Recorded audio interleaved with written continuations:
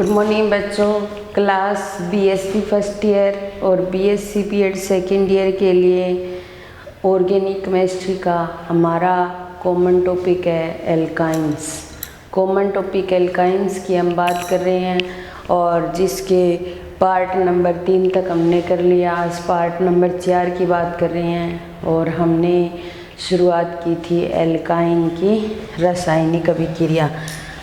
Alkyne की रासायनिक अभिक्रिया, एल्काइन की रासायनिक अभिक्रिया।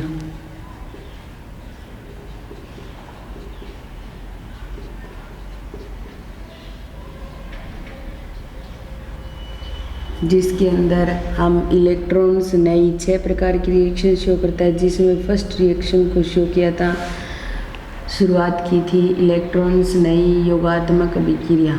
इलेक्ट्रॉन्स नई योगात्मक अभिक्रिया के अंदर हमने कुछ रिएक्शन पढ़ी थी, जैसे हाइड्रोजनीकरण पढ़ लिया, हैलोजनीकरण और हाइड्रोजन हैलाइड के साथ अभिक्रिया। अब हम नेक्स्ट रिएक्शन की बात करते हैं, वो है 4 नंबर रिएक्शन एसिटिक एसिड के साथ अभिक्रिया। एसिटिक एसिड के साथ अभिक्रिया। तो हमने हाइड्रोजनीकरण, हैलोजनीकरण और हाइड्रोजन हैलाइड के साथ रिएक्शन करवा करके कुछ उत्पाद बनाए। उसके बाद में एसिटिक एसिड का हम योग करवाएंगे। तो एसिटिक एसिड क्या होता है? CH3COOH। ये क्या होता है? एसिटिक एसिड होता है। हमारे पास ये एल्काइन है और इस एल्काइन की CH3COOH इसके साथ में रिएक्शन करवाएंगे। ये नेगेटिव, ये पॉजिटिव की तरह बिहेव करता है। ये हाइड्रोजन यहाँ आएगा तो इसके साथ क्या जुड़ जाएगा? CH2 डबल बॉन्ड CHOCOCH3 और क्या प्राप्त हो जाएगा? Vinyl acetate. क्या प्राप्त हो जाएगा? Vinyl acetate. फिर अपने क्या करेंगे? फिर वापस रिएक्शन करवाएंगे CH3COOH के साथ, ये नेगेटिव ये पॉजिटिव, और CH3CH के साथ OCOCH3 की ट्वाइस कर देंगे। एक तो जुड़ा हुआ है, दूसरा और जुड़ गया। पहले CH था, इसके पास हाइड्रोजन आया, CH2 हो गया। अब फिर हाइड्रोजन आया तो CH3 हो गया। तो इसको अपने जब एक एसीटेट का मॉलिक्यूल जुड़ता है तो उसे बोला जाता है वाइनिल एसीटेट, ठीक है। और जब एल्काइन के साथ एसीटेट बना करके एल्केन की फॉर्म में लेकर आते हैं, उसे बोला जाता है एथिलीडीन, एथिलीनिडीन एसीटेट या डाई एसीटेट बोल सकते हैं अपने, क्योंकि 2 मॉलिक्यूल जुड़े हैं तो एथिलीडीन डाई एसीटेट का निर्माण होता है। एथिलीडीन डाई एसीटेट का निर्माण होता है। ये थी इलेक्ट्रॉन्स नई प्रतिस्थापन अभिक्रिया, इलेक्ट्रॉन्स नई योगात्मक अभिक्रिया की 4 नंबर रिएक्शन एसिटिक एसिड के साथ अभिक्रिया करवाते हैं अपने। अब उसके बाद में 5 नंबर रिएक्शन आती है हाइपोहेलेस अम्लों के साथ अभिक्रिया। हाइपोहेलेस अम्लों के साथ अभिक्रिया।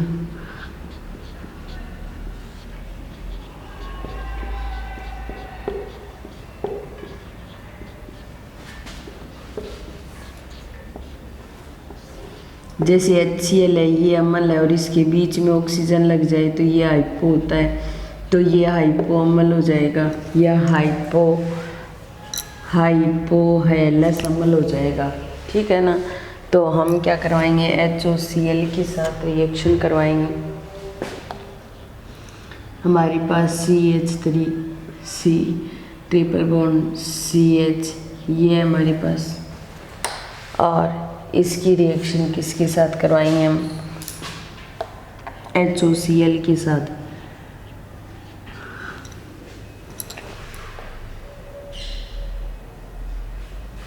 यहाँ पर हम 2 ही कार्बन के एल्काइन ले लेते हैं, ठीक है। HOCl के साथ ये नेगेटिव की तरह बिहेव करता है, ये पॉजिटिव की तरह, ठीक है। हमने क्या किया, HC के साथ में तो क्या जोड़ दिया, OH जोड़ दिया, और इसके साथ में क्या जोड़ दिया, CH के साथ Cl जोड़ दिया। फिर हम वापस HOCl के साथ रिएक्शन करवाएंगे। ये नेगेटिव और Cl किसकी तरह बिहेव करता है, पॉजिटिव, तो पॉजिटिव जहाँ जाता है वहाँ जुड़ जाएगा ये, तो ये बन जाएगा CH के साथ OH, और इधर भी OH जुड़ जाएगा, और इस CH के साथ इधर Cl जुड़ गया, और इधर भी Cl जुड़ जाएगा। ये क्या होता है, अनस्टेबल रहता है।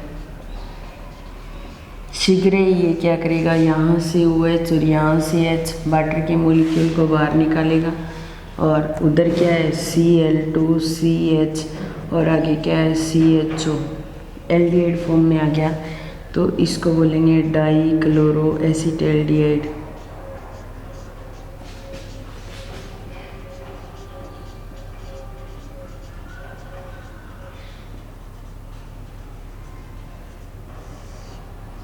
डाइक्लोरोएसिटैल्डिहाइड। तो इस तरीके से अपने क्या कर सकते हैं, एल्काइन की हाइपोएलिसमल के साथ रिएक्शन करवा सकते हैं।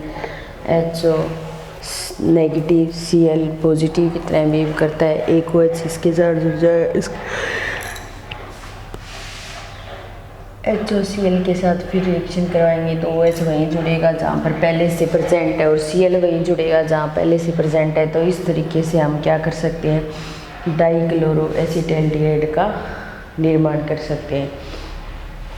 फिर अगर हमारे पास यहाँ 2 कार्बन थे, अब मान लो 3 कार्बन वाली एल्काइन ले लें, और ये ले लें हम, ये क्या है, प्रोपाइन है, ठीक है। और इस प्रोपाइन की क्या करवाएं, HOCl के साथ रिएक्शन करवाएं, तो ये नेगेटिव की तरह बिहेव करता है, ये पॉजिटिव की तरह, इलेक्ट्रोनेगेटिविटी के आधार पर डिसाइड किया जाता है, ठीक है। फिर ये क्या करेगा, धनायन वहाँ जाएगा जहाँ हाइड्रोजन परमाणु की संख्या क्या है, अधिक है, यानी कि यहाँ पर क्या होगा, मार्कोनिकोव का नियम लागू होगा। तो जहाँ हाइड्रोजन की संख्या ज़्यादा है तो यहाँ धनायन जाएगा, जहाँ हाइड्रोजन की संख्या कम है वहाँ पर क्यों जाएगा, ऋणायन जाएगा। तो हम ऐसे लिख सकते हैं इसको, CH3C डबल बॉन्ड में चेंज हो जाएगा, इसके साथ तो Cl जोड़ देंगे धनायन की फॉर्म में, और इसके साथ क्या जोड़ देंगे, OH जोड़ देंगे, ठीक है। फिर उसके बाद में फिर वापस अपने क्या करेंगे, फिर HOCl के साथ रिएक्शन करवाएंगे, तो फिर ये नेगेटिव की तरह और ये पॉजिटिव की तरह बिहेव करता है। अब देखो धनायन 2 हो गए इसके साथ में, और इसके साथ एक में नहीं, हाइड्रोजन ज़्यादा जाता है, वह धनायन जाएगा, तो ये बन जाएगा CH3C, और इसके साथ OH, और दूसरा OH भी इसी के साथ आएगा, और यहाँ पर आ जाएगा CH, और ये Cl, और ये Cl। ये क्या होता है, अनस्टेबल कंडीशन में रहता है, यानी कि शीघ्र ही यहाँ से क्या करेगा, ये स्टेबल कंडीशन में आएगा, और स्टेबल कंडीशन में आएगा तो ये OH और ये H2O के रूप में बाहर निकाल देगा, और बाहर निकालेगा तो पीछे क्या बचेगा, CH3C डबल बॉन्ड O और CHCl2 क्या बन जाएगा,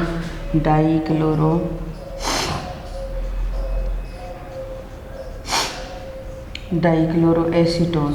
क्या बन जाएगा भाई, डाइक्लोरोएसीटोन। तो ये थी हाइपोएलस अम्लों के साथ अभिक्रिया। हाइपोएलस अम्ल एल्काइन हाइपोएलस अम्ल जब सिमेट्रिकल एल्कीन है तब हम OH या Cl को कहीं भी जोड़ सकते हैं।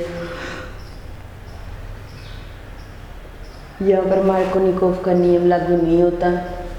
फिर दोबारा फिर HOCl के साथ करवाई तो जहाँ OH जुड़ा है वहीं OH वापस जुड़ गया, जहाँ Cl जुड़ा है वहीं Cl वापस जुड़ गया, और ये क्या रहता है, अनस्टेबल कंडीशन में रहता है, और यहाँ से वाटर का मॉलिक्यूल बाहर निकल जाता है, तो इसको डाइक्लोरोएसिटैल्डिहाइड बोला जा सकता है।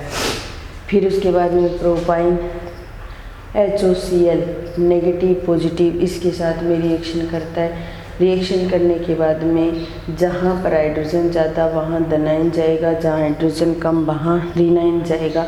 HOCl के साथ में OH जुड़ गया, यहाँ Cl जुड़ गया और अनस्टेबल कंडीशन में आ गया। फिर यहाँ से वाटर के मॉलिक्यूल को बाहर निकालेंगे तो क्या बन जाएगा, डाइक्लोरोएसीटोन बन जाएगा। तो इस तरीके से हम इलेक्ट्रॉन से नई प्रतिस्थापन अभिक्रिया को हाइपोएलएस अम्ल के द्वारा शो कर सकते हैं। तो ये थी हाइपोएलएस अम्ल के साथ अभिक्रिया, इलेक्ट्रॉन से नई प्रतिस्थापन अभिक्रिया की 5 नंबर रिएक्शन भी कंप्लीट होती है।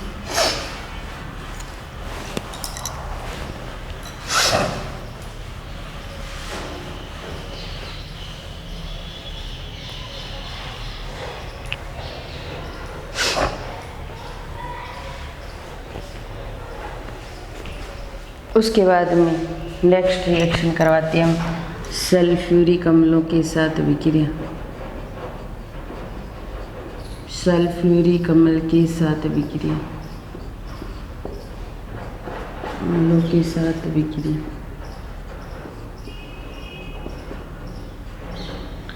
सल्फ्यूरिक अम्ल के साथ अभिक्रिया करवाएंगे। यहाँ पर हम CH3 C triple bond CH क्या ले लिया हमने, एल्काइन ले लिया और एल्काइन की क्या करवाएंगे, H2SO4 के साथ रिएक्शन करवाएंगे। H2SO4 के साथ में इसको हम HSO3H की फॉर्म में लिख सकते हैं या SO2SO3OH की फॉर्म में भी लिख सकते हैं। तो H2SO4 हो गया, ठीक है। अब देखो ये जो हाइड्रोजन है वो तो कहाँ जाएगा, जहाँ पर हाइड्रोजन जाता है वहाँ चला जाएगा, और ये पीछे वाला ग्रुप किसके पास जाएगा, 2 नंबर कार्बन की, तो साथ तो CH3 और C, और यहाँ पर तो हाइड्रोजन आ गया तो CH2 में चेंज हो गया, ठीक है। और इसको फिर हम ऐसे भी लिख सकते हैं OSO2OH, ऐसे भी लिख सकते हैं, या OSO3H ये भी लिख सकते हैं। तो इसके साथ में जुड़ जाएगा OSO3H, ठीक है। फिर वापस अपने क्या करेंगे, फिर H2SO4 के साथ वापस रिएक्शन करवाएंगे। जहाँ हाइड्रोजन ज़्यादा वहाँ वापस ∆9 जाएगा, तो CH3C और यहाँ एक हाइड्रोजन जुड़ जाएगा CH3 और यहाँ जाएगा OSO3H और इसके साथ भी OSO3H, ये प्रोडक्ट बन जाएगा।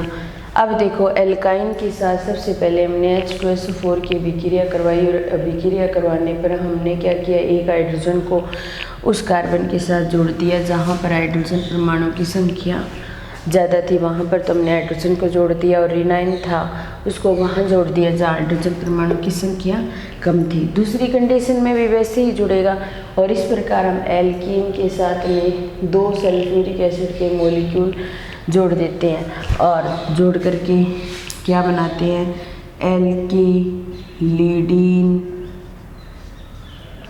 एल्किलिडीन हाइड्रोजन सल्फेट, एल्किलिडीन हाइड्रोजन सल्फेट। अब देखिए हम एल्कीन के साथ भी तो सल्फ्यूरिक एसिड की रिएक्शन करवाते हैं, तब हम क्या बनाते हैं, एल्किल हाइड्रोजन सल्फेट बनाते हैं। और जब हमने एल्काइन के साथ सल्फ्यूरिक एसिड की रिएक्शन करवाई तब क्या बन गया, एल्किलिडीन हाइड्रोजन सल्फेट। तो इसके साथ ही हमारी इलेक्ट्रॉन से रही प्रतिस्थापन अभिक्रिया की 6 नंबर रिएक्शन जो है वो कंप्लीट होती है। उसके बाद में अपने क्या करवाएंगे, 7 नंबर रिएक्शन, और वो किसके साथ करवाएंगे, एल्कोलों के साथ। तो एल्कोलों के साथ अभिक्रिया,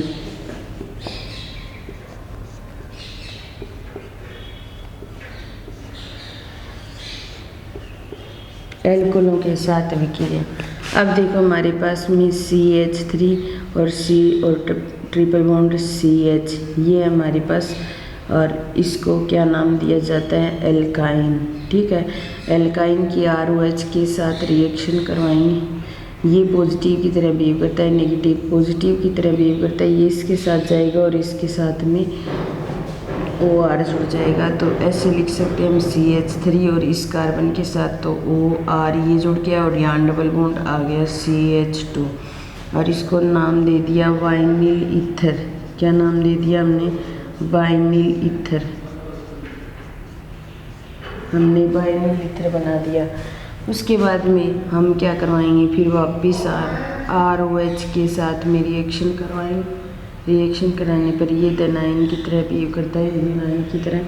डिनाइन जहाँ जाता है वहाँ हाइड्रोजन जाएगा, तो इस प्रकार ये हाइड्रोजन इसके साथ चला जाएगा और इसके साथ जाएगा, तो ये बनेगा CH3 और C यहाँ OR जुड़ जाएगा और यहाँ भी OR जुड़ जाएगा और इसके साथ यहाँ क्या जुड़ जाएगा, CH3 जुड़ जाएगा। तो पहले वाइनिल ईथर बना था, फिर उसके बाद में अब क्या बन जाएगा, कीटेल। क्या बन जाएगा भाई, कीटेल। तो इस प्रकार एल्कोहल के साथ अगर हम एल्काइन की रिएक्शन करवाते हैं तो एल्कोहल का जो H है वो वहाँ जाता है जहाँ हाइड्रोजन परमाणु की संख्या अधिक होती है, तो उसके साथ चला जाता है, और जहाँ कार्बन के साथ हाइड्रोजन नहीं जुड़े हैं वहाँ रिनाइन जाएगा और किसका निर्माण हो जाएगा, वाइनिल ईथर का। कार्बन कार्बन डबल बॉन्ड के साथ OR जुड़ा हुआ है, तो ईथर को शो कर रहा है। कार्बन कार्बन डबल बॉन्ड के जस्ट बाद में कोई चीज़ होती है तो उसको हमेशा ही वाइनिल बोला जाता है, तो ये क्या बन जाएगा, वाइनिल ईथर बन जाएगा। उसके बाद में हम एल्कोहल की विक्रिया करवाएंगे दोबारा फिर वाइनिल ईथर के साथ, तो हमें क्या प्राप्त हो जाएगा, कीटेल प्राप्त हो जाएगा। जब हम एल्डिहाइड की रिएक्शन भी कीटोन की रिएक्शन भी हम एल्कोहल के साथ करवाते हैं तब हमें कीटेल प्राप्त होता है। उसी प्रकार हमने एल्काइन की रिएक्शन भी एल्कोहल के साथ कराई है, तो हमें क्या प्राप्त हुआ है, कीटेल। इसके साथ ये 7 नंबर रिएक्शन भी कंप्लीट होती है।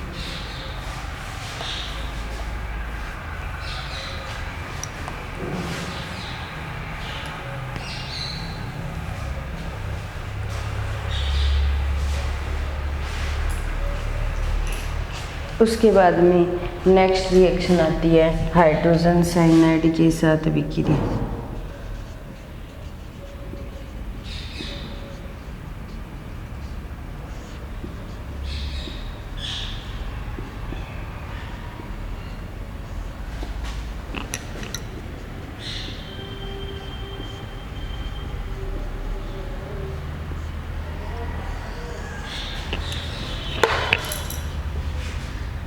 CH ट्रिपल बॉन्ड CH और इसकी HCN के साथ में रिएक्शन करवाएं।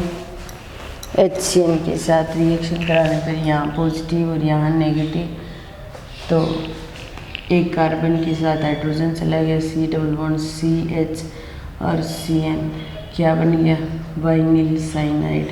अगर हम एल्काइन के साथ में हाइड्रोजन साइनाइड की रिएक्शन करवाते हैं तो हमें क्या प्राप्त होता है, वाइनिल साइनाइड प्राप्त होता है।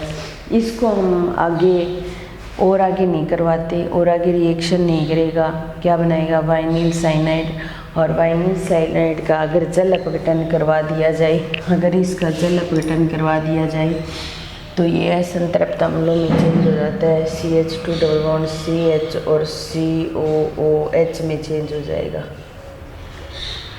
लेकिन इसकी वापस फिर एल्काइन के साथ में रिएक्शन नहीं करवा सकते हम, ठीक है। उसके बाद में ये 8 नंबर रिएक्शन हमारी कंप्लीट होती है। इलेक्ट्रॉन स्नायु प्रतिस्थापन अभिक्रिया की, और उसके बाद में नेक्स्ट रिएक्शन आती है कार्बोनीकरण।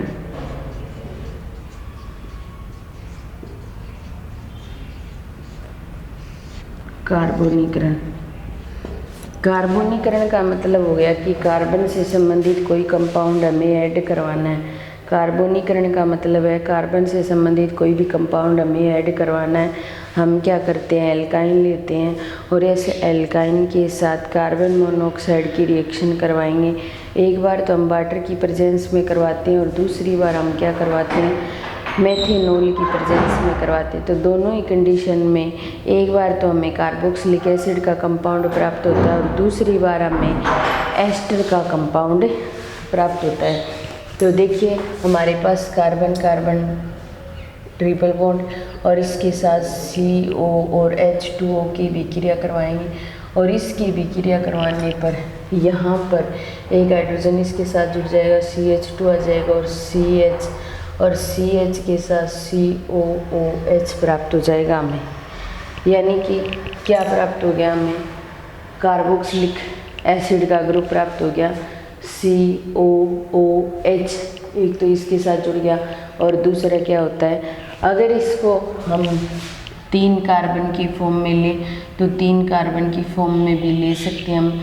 C और H2O के साथ रिएक्शन करवाएं तो रिएक्शन करवाने पर अब देखिए हाइड्रोजन कहाँ जाएगा, इस कार्बन के साथ जाएगा तो CH3 C और C के साथ ये CO चला जाएगा एक तो, और जो इसका OH है वो भी जुड़ जाएगा इसके साथ में, एक हाइड्रोजन इसके साथ में जुड़ गया। हमें क्या प्राप्त हो गया, कार्बोक्सिलिक एसिड प्राप्त हो गया।